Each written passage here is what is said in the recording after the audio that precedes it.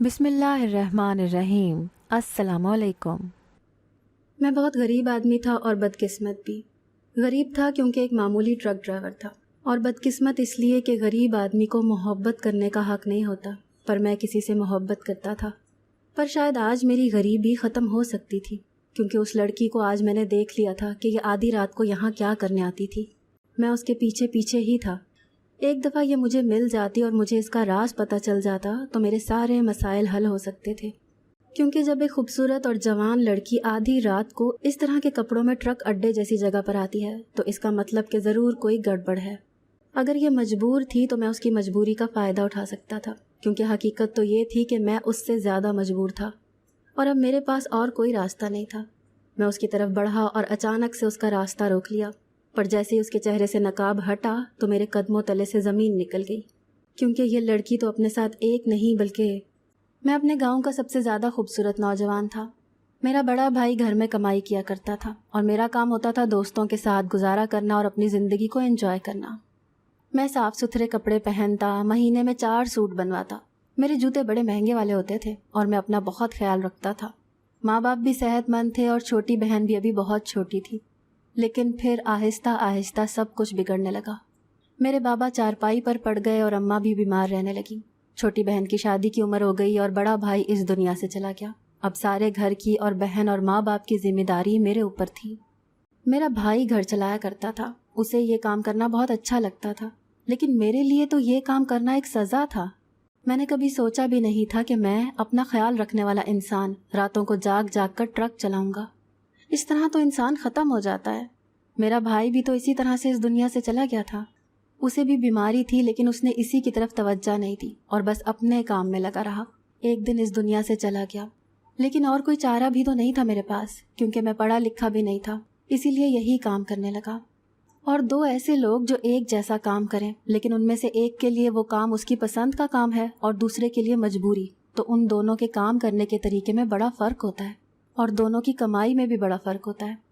मेरे लिए तो ये एक सज़ा थी, इसीलिए मुझसे घर उस तरीके से नहीं चल रहा था जिस तरह से चलना चाहिए था, और अब खर्चा भी बहुत ज़्यादा था और रोज़गार का गम तो था ही, पर इस दिल को मोहब्बत का गम भी लग गया था।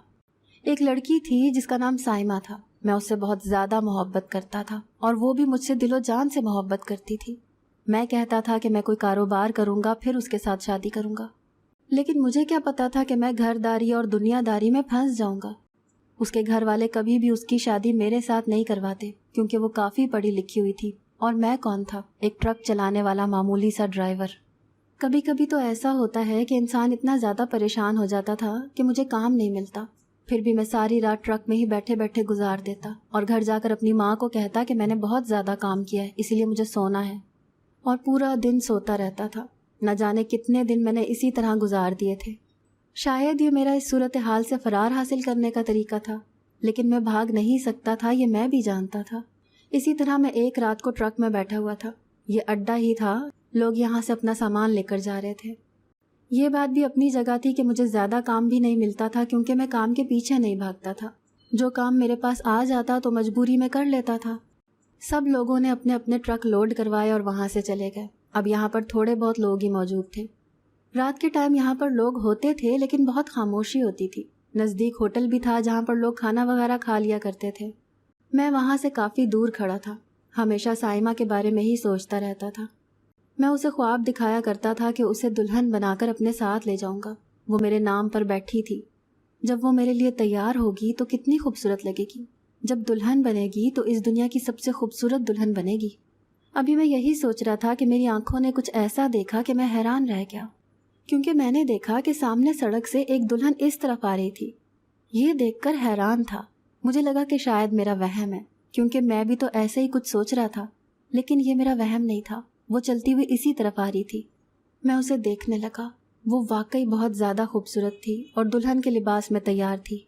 सारे लवाजिमात के साथ वो एक दुल्हन बनी इस तरफ आ रही थी, लेकिन यहाँ पर तो आसपास कोई घर भी नहीं था और कोई शादी हॉल भी नहीं था। और एक लड़की जब दुल्हन बन जाती है तो उसको तो 4 लोग पकड़ कर चलते हैं कि कहीं बेचारी गिर ना जाए, और अकेला भी नहीं छोड़ा जाता। पर ये यहाँ पर सड़क पर क्या कर रही थी, वो भी रात के इस वक्त? दुनिया में अच्छे बुरे लोग होते हैं। ट्रक अड्डों को वैसे भी अच्छा नहीं समझा जाता है। اور اس وقت رات کے اس پہر اگر اڈے پر آپ کو بھی کوئی عورت نظر آتی ہے تو وہ صحیح کام کرنے والی عورت نہیں ہوتی۔ یہ لڑکی یہاں پر کیا کر رہی تھی؟ مجھے تو کسی فلم کا سین یاد آ گیا کہ کہیں اس کو مدد کی ضرورت تو نہیں تھی، اپنی شادی سے بھاگ کر تو نہیں آئی تھی۔ میں پہلے تو اسے دیکھ کر تھوڑا نیچے جھک گیا تھا، لیکن اب اٹھ کر بیٹھ گیا کہ اس کو مدد کی ضرورت ہے تو میں ہی اس کی مدد کروں گا۔ یہ نہ ہو کہ کسی غلط آدمی کے ہاتھ لگ جائے تو وہ نہ جانے اس کے ساتھ کیا کرے گا۔ میں تو اس کی مدد کرنے کے لیے تیار بیٹھا تھا۔ اس نے ایک نظر مجھے دیکھا بھی، لیکن میں تب حیران ہوا جب وہ بھاگتے بھاگتے میرے پاس سے گزر گئی۔ میں نے پلٹ کر دیکھا تو وہ اڈے کی طرف جا رہی تھی جہاں پر لوگ بیٹھے ہوتے ہیں۔ میں بھی ٹرک سے اتر گیا اور دیکھا کہ اچانک سے ہی وہ کہیں غائب ہو گئی۔ ایک ہی سڑک تھی، آس پاس کوئی گلی بھی نہیں تھی کہ میں سوچتا کہ کسی محلے میں چلی گئی ہوگی، نہ ہی آس پاس کوئی اور گاڑی، ٹیکسی اور رکشہ کھڑا تھا۔ وہ لڑکی اچانک سے ہی غائب ہو گئی تھی۔ مجھے تو لگنے لگا تھا کہ شاید یہ میرا وہم ہے، لیکن اتنا لمبا وہم بھلا کس کو ہوتا ہے؟ ابھی میں اسے دیکھ ہی رہا تھا کہ مجھے میرے کندھے پر کسی کے ہاتھ کا دباؤ محسوس ہوا۔ میں چونک کر پلٹا، مجھے لگا کہ وہی ہوگی، لیکن یہ تو میرا ایک دوست تھا۔ اس نے کہا کہ کیا ہو گیا ہے، کس کو تلاش کر رہے ہو؟ میں نے کہا کہ تم کہاں پر تھے؟ تو کہنے لگا کہ میں تو یہیں پر بیٹھا تھا۔ اس بندے کا نام علی تھا، یہ میرا اچھا دوست تھا۔ اس کا کام اس جگہ کا خیال رکھنا تھا۔ یہ ساری رات بھر ہوتا تھا اور کہیں بھی نہیں جاتا تھا۔ ایک طرح سے اس کو چوکیدار کہنا مناسب ہوگا۔ اس نے کہا کہ میں تو یہیں پر تھا اور کہاں جاؤں گا، تجھے پتا ہے میرا یہیں پر کام ہے۔ تم لوگوں جیسی قسمت کہاں جو ادھر ادھر شہروں میں جاتے ہو، سیر سپاٹے کرتے رہتے ہو۔ اس کو لگتا تھا کہ ہمارا کام بڑا اچھا ہے، جبکہ ہم کو اپنے کام سے نفرت تھی۔ میں نے کہا کہ تو نے کچھ عجیب تو نہیں دیکھا؟ میں نے لڑکی کا نام نہیں لیا کیونکہ ہم لوگ یہاں پر سارے ہی اپنے گھروں سے دور رہتے تھے۔ میں نہیں چاہتا تھا کہ اگر کوئی مصیبت نہیں آئی تو وہ میری وجہ سے آ جائے۔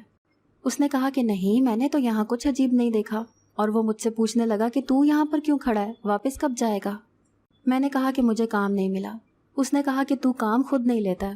وہ اپنی باتوں میں لگ گیا۔ میں تھوڑی دیر بعد بھی سوچتا رہا کہ آخر وہ دلہن گئی کہاں، کہ اس کی شکل میری آنکھوں میں ٹھہر گئی تھی۔ وہ بہت ہی زیادہ پیاری تھی اور عمر میں بھی کافی کم لگ رہی تھی۔ ایک دن علی نے مجھ سے پوچھا کہ ہنزا جانے کے لیے کون سا راستہ لگتا ہے۔ میں نے کہا کہ تم تو کہتے ہو کہ تمہارے پاس کہیں جانے کا ٹائم نہیں ہے، پھر اتنی دور کیسے جاؤ گے؟ وہ شادی شدہ تھا اور اس کی شادی کو ابھی 1 سال ہی ہوا تھا۔ اس نے کہا کہ ہاں یار، بس کسی طرح ٹائم نکال لوں گا اور اپنی بیوی کے ساتھ جاؤں گا۔ میں نے کہا کہ آج کل بڑی مہنگائی ہے، وہاں جانے میں تو بہت خرچہ ہو جائے گا۔ اس نے کہا کہ بیوی کو منہ دکھائی میں بھی کچھ نہیں دیا اور اسے سیر کروانے بھی کہیں نہیں لے کے گیا۔ اب چاہے مجھے پیسے کہیں سے ادھار ہی کیوں نہ پکڑنے پڑیں، میں نے اسے لے کر جانا ہے۔ میں نے کہا کہ بڑے اچھے خیالات ہیں تمہارے، انسان اپنی بیوی کے لیے ہی تو سب کچھ کرتا ہے۔ چلو ٹھیک ہے، میں تمہیں بتاتا ہوں۔ میں اسے سمجھانے لگا کہ اسے کہاں سے جانا ہے۔ ظاہر ہے کہ اس کے پاس اپنی سواری نہیں تھی تو وہ لوکل میں ہی جانے والا تھا۔ آج کل وہ عجیب و غریب قسم کی باتیں کرتا تھا۔ پہلے تو ہمیشہ یہی کہتا تھا کہ میں غریب ہوں، میری تنخواہ کم ہے، میرا کام بہت زیادہ ہے، اور آج کل ایسی باتیں کرتا تھا جیسے اس کی کوئی لاٹری لگی ہے۔ سب سے مہنگا فون کتنے کا ہوتا ہے یار، میں نے لینا ہے۔ کبھی کہتا تھا کہ میں نے بہت اچھی سی گاڑی لینی ہے، اور کبھی کبھی ادھر ادھر کی جانے کیا باتیں کرتا تھا۔ ہمیں تو لگتا تھا کہ اپنے دل کو تسلی دے رہا ہے، لیکن پھر اس نے ایک بہت ہی مہنگا فون لے لیا جو ہزاروں میں نہیں لاکھوں میں آتا تھا، اور اس نے کہا کہ میں نے قسطوں پر لیا ہے۔ رات ہوئی تو میرے قدموں تلے سے زمین نکل گئی جب میں نے دوبارہ ایک دلہن کو اس طرف آتے ہوئے دیکھا۔ یہ دلہن بھی بہت زیادہ خوبصورت اور کم عمر لگ رہی تھی۔ اب تو میں حیران ہی رہ گیا کہ میں کوئی نشہ وغیرہ تو نہیں کرتا تھا کہ مجھے وہم ہو رہا ہو، یا میں نشے کی حالت میں دلہن کو دیکھ رہا ہوں۔ اور اگر مجھے نشے کی حالت میں کوئی عورت نظر آتی تو وہ کوئی اور نہیں بلکہ وہ عورت ہوتی جس سے میں محبت کرتا تھا۔ لیکن یہ تو نہایت ہی کم سن لڑکی تھی۔ اس کی عمر زیادہ سے زیادہ بھی 16-17 سال ہی ہو سکتی تھی۔ یہ بھی چہرے سے کافی ڈری ہوئی تھی اور بالکل ہی اکیلی تھی۔ میں تو حیران تھا کہ یہ میرے ساتھ کیا ہو رہا ہے، آج سے پہلے تو ایسا نہیں ہوا تھا۔ اس طرف تو کوئی بھی شریف عورت آنے کا سوچ بھی نہیں سکتی، اور ایک عورت جو کہ دلہن بنی ہوئی ہے، وہ بھی رات کے اس وقت یہاں پر کیا کر رہی ہے؟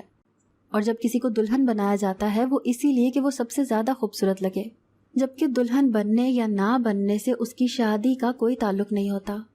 اس کو اچھی طرح سے سجایا جاتا ہے تاکہ وہ اپنے شوہر کو بہت زیادہ خوبصورت لگے اور وہ پہلے ہی دن اپنے شوہر کا دل جیت لے، اسی لیے تو اس کو 16 سنگار کیے جاتے ہیں۔ لیکن یہ لڑکی یہاں پر کیا کر رہی تھی؟ آج میں نے سوچ لیا کہ میں پتہ لگا کر ہی رہوں گا۔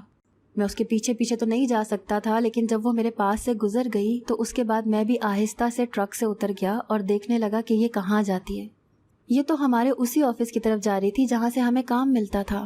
جہاں پر علی بیٹھا ہوتا تھا اور باقی لوگ بھی۔ وہاں پر کچھ ٹرک بھی کھڑے ہوئے ہوتے تھے۔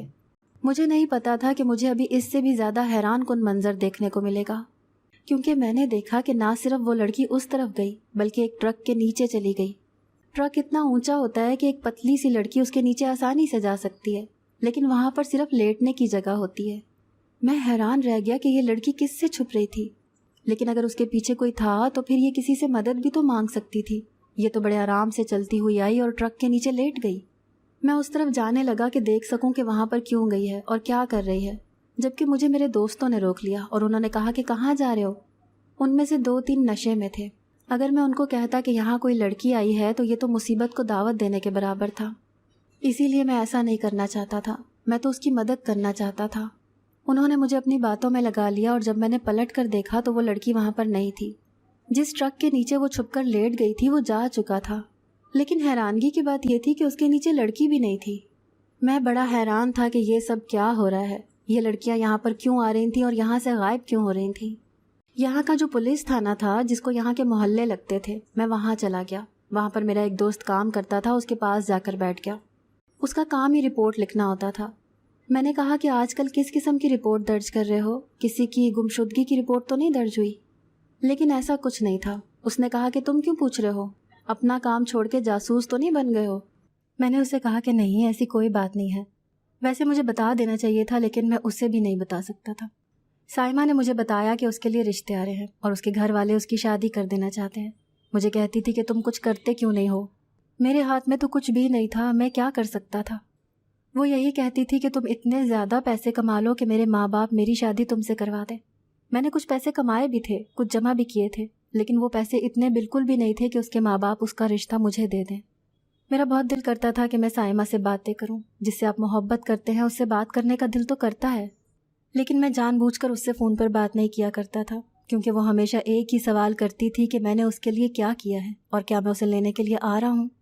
آج جب اس نے مجھے یہ کہا کہ میرا رشتہ پکا ہو رہا ہے تو میں نے اسے صاف صاف بتا دیا کہ میرے پاس سنانے کے لیے کوئی اچھی خبر نہیں ہے۔ وہ رونے لگی اور غصہ بھی کرنے لگی۔ وہ ایک ہی وقت میں بہت زیادہ جذباتی ہو چکی تھی۔ اس نے کہا کہ تم ہماری محبت کے لیے کچھ نہیں کرو گے؟ تمہیں لگتا ہے کہ اگر میں کسی اور کی ہو گئی تو میں خوش رہوں گی؟ میں اپنی جان دے دوں گی، خودکشی کر لوں گی، اور تمہیں قیامت کے دن بھی معاف نہیں کروں گی۔ کہوں گی اللہ کو کہ تمہاری وجہ سے میری زندگی کچھ اور ہو سکتی تھی، میں خوش رہ سکتی تھی، لیکن تم نے میرے لیے کچھ نہیں کیا۔ اس کی باتیں مجھے بہت پریشان کر رہی تھیں۔ میں دل ہی دل میں بہت زیادہ اداس ہو رہا تھا، لیکن سچ یہی تھا کہ میں کچھ نہیں کر سکتا تھا۔ اس نے کہا کہ کچھ تو کرتے تم صحیح طریقے سے یا غلط طریقے سے۔ جس عورت سے مرد محبت کرتا ہے اس عورت کو پانے کے لیے وہ کچھ بھی کر جاتا ہے، لیکن تمہارے اندر تو بالکل بہادری ہی نہیں ہے، اور مجھے افسوس ہے کہ میں نے ایک بزدل مرد سے شادی کی ہے۔ وہ اسی طرح مجھ سے لڑتی جھگڑتی رہی اور میں اسے اپنی مجبوریاں سناتا رہا۔ پھر میں نے اس سے پوچھا کہ اس کی شادی کب ہے، تو اس نے کہا کہ کوئی ضرورت نہیں تمہیں یہ جاننے کی، اور فون بند کر دیا۔ میں بڑا اداس تھا، میں روتا بھی رہا، لیکن میں کچھ نہیں کر سکتا تھا۔ دن اسی طرح گزرنے لگے اور میں نے سوچ لیا کہ اب سائمہ مجھے کبھی نہیں ملے گی، کیونکہ میں اس کے لیے کچھ نہیں کر پایا تھا۔ جو پیسے میرے پاس کھڑے تھے وہ بھی میں نے اپنی ماں کو دے دیے اور کہا کہ 2-3 مہینے گزار لیں، کیونکہ میں 2-3 مہینے گھر نہیں آؤں گا جب تک سائمہ کی شادی نہیں ہو جاتی تھی۔ میرا فون بھی بند تھا، میں نے سم نکال دی تھی۔ میں گھر نہیں جانا چاہتا تھا کیونکہ وہ ہمارے محلے سے نزدیک ہی رہتی تھی۔ میں اس کی شادی میں بجنے والی شہنائی کی آواز نہیں سننا چاہتا تھا، غلطی سے بھی اس کی بارات نہیں دیکھنا چاہتا تھا، غلطی سے بھی اس شخص کو نہیں دیکھنا چاہتا تھا جو میرے حصے کی محبت لے جانے والا تھا۔ اسی لیے سوچا تھا کہ 2-3 مہینوں کے لیے غائب ہو جاؤں گا، پر مجھے اتنا ضرور پتا تھا کہ اگلے مہینے کے شروع میں ہی اس کی شادی ہے۔ یہ بات بھی مجھے میری ماں سے ہی پتہ چلی تھی، اسی لیے میں نے گھر جانا ہی چھوڑ دیا تھا، کیونکہ گھر میں اس طرح کی باتیں ہوتی رہتی تھیں اور میرا دل خراب ہوتا رہتا تھا۔ دن اسی طرح گزرنے لگے۔ میں ٹرک میں بیٹھا تھا جب میں نے کسی دلہن کو آتے ہوئے دیکھا، لیکن اس دلہن نے اپنا چہرہ چھپایا ہوا تھا۔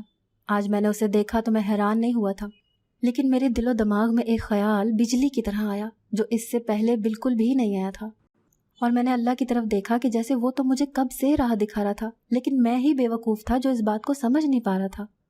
شاید جو میں سوچ رہا تھا وہ غلط تھا، لیکن اس طرح سے ایک غلط کام کرنے کی وجہ سے کسی کا بھلا بھی ہو سکتا تھا۔ میں نے آسمان کی طرف دیکھا اور اپنے چہرے پر ہلکا سا تھپڑ مارا کہ میں کتنا بڑا بے وقوف ہوں، میں اس بات کو سمجھ ہی نہیں پایا۔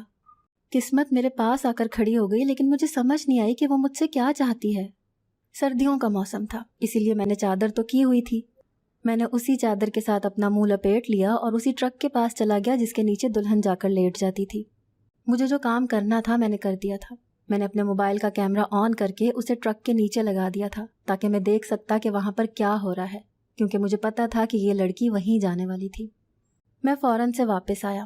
جب میں نے اس لڑکی کو دیکھا تو وہ کافی دور تھی، لیکن اب وہ قریب آ رہی تھی، اور اب مجھے اپنے دماغ میں آئے پلان پر عمل کرنا چاہیے تھا۔ جو بات میرے دماغ میں نہیں آئی وہ اب آ چکی تھی۔ اس دلہن کو میں نے دیکھا جس نے اپنے گلے میں لاکھوں کے زیورات پہن رکھے تھے۔ آج کل سونے کی قیمت کتنی زیادہ ہو گئی تھی کہ جتنا سونا اس ایک دلہن نے پہنا ہوا تھا وہ کم سے کم بھی 10 لاکھ روپے کا بنتا تھا۔ اس سے پہلے بھی 2 لڑکیاں یہاں آئی تھیں، انہوں نے بھی ایسے ہی سونا پہنا ہوا تھا۔ اگر میں ان کی راہ روک لیتا اور ان سے وہ سونا چھین لیتا تو ابھی تک میرے پاس کافی سارے پیسے جمع ہو جانے تھے۔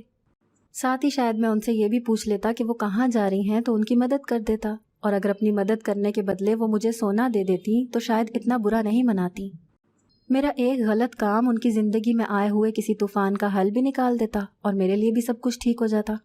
مجھے سائمہ کی بات سن کر اب اس بات کی سمجھ آئی کہ وہ کیا کہہ رہی تھی کہ تم کچھ تو کرتے، صحیح طریقے سے نہیں تو غلط طریقے سے۔ وہ صحیح کہہ رہی تھی۔ اپنی محبت کو حاصل کرنے کے لیے اگر کسی غلط طریقے کو استعمال کرنا پڑے تو انسان کیوں نہ کرے۔ ایک زندگی ملی ہے جس میں ایک ہی دفعہ محبت ہوئی ہے، اور انسان کو اس کی محبت بھی نہ ملے تو پھر میری زندگی کا کیا فائدہ ہے؟ ویسے ہی یہ زندگی سزا ہے، اوپر سے محبت کے بنا جینے کا کوئی مطلب ہی نہیں ہے۔ میں نے سوچ لیا کہ مجھے کیا کرنا ہے۔ شاید ابھی بھی وقت تھا، میں کچھ نہ کچھ کر سکتا تھا۔ میں نے سوچ لیا تھا کہ میں اس لڑکی کا راستہ روک لوں گا اور اس سے اس کے سارے زیورات لے لوں گا، اور پھر اس کے بعد پوچھوں گا کہ یہ کیوں جا رہی ہے، کیونکہ مجھے پتا تھا کہ اس نے بھی اسی ٹرک کے نیچے لیٹ جانا تھا۔ میں پہلے ہی اپنے ٹرک سے اتر گیا تاکہ جیسے ہی وہ میرے قریب سے گزرے میں اس کو پکڑ لوں گا۔ وہ اسی طرف آ رہی تھی، کافی ڈری ہوئی بھی لگ رہی تھی۔ میرے لیے یہ سب کچھ آسان نہیں تھا، میں بھی تھوڑا ڈرا ہوا تھا، لیکن جیسے ہی وہ میرے پاس سے گزری میں نے اس کو پکڑ لیا۔ وہ چیخ نہیں مارے اس لیے اس کے منہ پر ہاتھ رکھ دیا، پر اگلے ہی پل میرے قدموں تلے سے زمین نکل گئی۔ جب میں نے اس کو دیکھا تو میں حیران رہ گیا، کیونکہ وہ کوئی اور نہیں سائمہ تھی اور مجھے دیکھ کر حیران تھی۔ میں نے کہا کہ یہاں کیا کر رہی ہو، اس وقت کہاں جا رہی ہو؟ وہ بھی مجھے دیکھ کر حیران تھی، اچانک سے رونے لگی۔ تبھی اس نے کہا کہ میں نے تم سے رابطہ کرنے کی کوشش کی، تمہارے گھر تک گئی، انہوں نے کہا کہ تم پتہ نہیں کہاں چلے گئے ہو، تم یہاں کیا کر رہی ہو؟ میں اسے اپنے ٹرک میں لے آیا تو اس نے کہا کہ چلو یہاں سے آگے چلو۔ میں نے کہا کہ کیا مطلب ہے، یہاں سے جانا ہوگا؟ میں نے ٹرک چلا دیا۔ اب ہم راستے پر تھے اور وہ کافی ڈری اور گھبرائی ہوئی تھی۔ میں نے اسے آرام سے پوچھا کہ کیا بات ہے۔ اس نے کہا کہ میں کسی اور سے شادی نہیں کرنا چاہتی تھی، اسی لیے گھر سے بھاگ گئی اور میں تمہیں تلاش کرتی ہوئی یہاں پر آ رہی تھی۔ مجھے تمہارے دوست علی نے کہا تھا کہ وہ مجھے تمہارے پاس لے جائے گا، لیکن یہاں پر بہت زیادہ لوگ ہوتے ہیں، اسی لیے مجھے پہلے ایک ٹرک کے نیچے چھپنا ہوگا، اور اس کے بعد اسی ٹرک کے اندر راستہ ہے جو نیچے سے کھلتا ہے، میں اس کے اندر بیٹھ جاؤں گی اور وہ مجھے تمہارے پاس لے جائے گا۔ میں یہ سن کے حیران رہ گیا، کیونکہ میرے دوست نے تو مجھ سے کوئی بات ہی نہیں کی تھی۔ مجھے پہلی 2 لڑکیاں بھی یاد آنے لگیں۔ وہ لڑکیوں کو بے وقوف بناتا تھا اور انہیں اسی طرح کہیں اور لے جایا کرتا تھا۔ مجھے سائمہ نے کہا کہ اس نے مجھے بتایا تھا کہ تم کہاں ہو، اور تم یہ بھی جانتے ہو کہ وہ مجھے تمہارے پاس لے کر آ رہا ہے۔ میں نے سائمہ کو کچھ نہیں کہا کیونکہ میں اسے ڈرانا نہیں چاہتا تھا۔ اس نے کہا کہ میں گھر سے بھاگ کر آئی ہوں، اب اگر میں واپس گئی تو بہت بڑا فساد بن جائے گا۔ سب لوگ یہی سمجھتے ہیں کہ میں تمہارے ساتھ بھاگ گئی، تم مجھے لے کر گئے تھے۔ ہم لوگوں نے جا کر نکاح کر لیا اور اس کے بعد میں نے اسے اپنے گھر پر چھوڑا۔ وہاں پر پہلے سے ہی اس کے ماں باپ اسے تلاش کرنے آئے ہوئے تھے۔ وہ بہت زیادہ غصے میں تھے، سائمہ سے ناراض تھے، اس کے ساتھ جینا مرنا ختم کر کے چلے گئے، لیکن میں نے اسے تسلی دی کہ سب ٹھیک ہو جائے گا۔ اس کے بعد میں علی کے پاس گیا اور میں اکیلا نہیں تھا، پولیس کو ساتھ لے کر گیا تھا۔ میں نے ان کو سب کچھ بتا دیا کہ یہ اسی طرح لڑکیوں کو یہاں پر بلاتا ہے کہ ان کی مدد کرے گا، اور پھر نہ جانے ان کو کہاں غائب کر دیتا ہے۔ جس ٹرک کے نیچے لڑکیاں جایا کرتی تھیں اس کے نیچے ایک راستہ بنا ہوا تھا، اور اس کے بعد لڑکیاں وہاں سے غائب ہو جاتی تھیں۔ یہ ایسا ہی تھا جیسے کسی پرانی حویلی میں زمین کے اوپر تہخانے کا دروازہ ہوتا ہے۔ تبھی تو اس کے پاس اچانک سے پیسے آ گئے تھے اور وہ اس طرح کی باتیں کرتا تھا۔ پولیس نے اسے پکڑ لیا اور پوچھ گچھ کرنے کے بعد ہی پتہ چلا کہ وہ ان لڑکیوں کو بیچ چکا تھا۔ ایک لڑکی تو واپس مل گئی، لیکن دوسری لڑکی کو بھی تلاش کیا جا رہا تھا۔ سائمہ میری بیوی تھی جیسے بھی، پر وہ میری زندگی میں آ چکی تھی۔ شاید مجھ پر یہ اللہ کا کرم تھا اور اب مجھے شکر ادا کرنا چاہیے تھا اور اپنے آپ کو ٹھیک کرنا چاہیے تھا۔ میں دن رات محنت کرنے لگا اور اپنے گھر والوں کا، اپنی بیوی کا پیٹ پالنے لگا۔ اسی طرح اس کے ماں باپ نے بھی اسے معاف کر دیا اور سب کچھ ٹھیک ہو گیا۔ جس لڑکی کی ہم نے جان بچائی تھی، جس کو علی نے بیچ دیا تھا، اس کے ماں باپ بہت زیادہ امیر تھے۔ انہوں نے خوش ہو کر مجھے رہنے کے لیے ایک گھر بھی دے دیا اور میری بہتر نوکری کا انتظام کیا۔ میری ساری زندگی بدل گئی تھی اچانک سے۔ میری زندگی میں سب کچھ ٹھیک ہو گیا تھا۔ شاید یہ سب سائمہ کی دعاؤں کی وجہ سے ہوا تھا۔ وہ مجھ سے سچی محبت کرتی تھی اور اللہ نے اس کی زندگی میں سب کچھ ٹھیک کرنا تھا۔ اس کی وجہ سے میری زندگی کا رخ بھی بدل گیا اور سب کچھ ٹھیک ہو گیا۔ اگر آپ کو آج کی ہماری کہانی پسند آئی ہے تو اسے لائک کیجیے اور اپنے پیاروں کے ساتھ شیئر کیجیے، اور ہاں، اگر ابھی تک آپ نے ہمارا چینل سبسکرائب نہیں کیا تو ضرور کیجیے۔ ملتے ہیں کل ایک نئی اور دلچسپ کہانی کے ساتھ، تب تک کے لیے اللہ حافظ۔